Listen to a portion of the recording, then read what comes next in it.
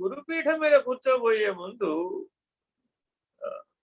పరమ గురువులు ఎవరైతే అప్పుడు ఆశీర్వదిస్తారో సశరీరులై ఉన్నటువంటి వాళ్ళు వీడికి కూడా ఇలాంటిదే ఒక పద్ధతి పెట్టారు.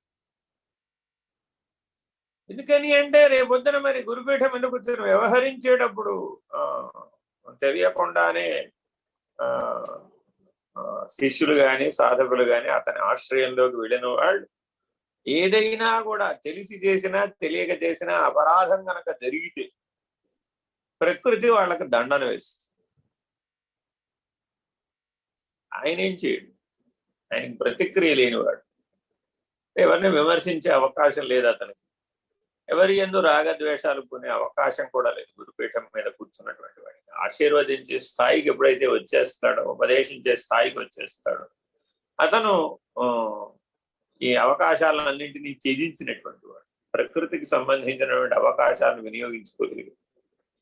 కానీ ప్రకృతి అతని సన్నిధానంలో వినయశీలు రాలై ఉంటుంది. ఉండి అతని ఎడల ఎవరైతే అపరాధ భావంతో వ్యవహరిస్తారో వారికి దండన వేసేస్తుంది. ఎలా వేస్తుంది? అకారణ దుఃఖం వచ్చేది,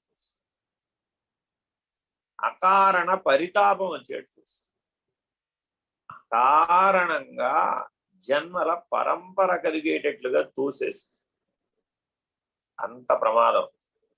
అందుకని పెద్దల ఎడల మనం వినయంగా ఉండాలి, ఆశ్రమాలలో వినయంగా ఉండాలి, ఆలయాలలో వినయంగా ఉండాలి, తల ఎగరేయకూడదు, శరణాగతి తప్పకూడదు.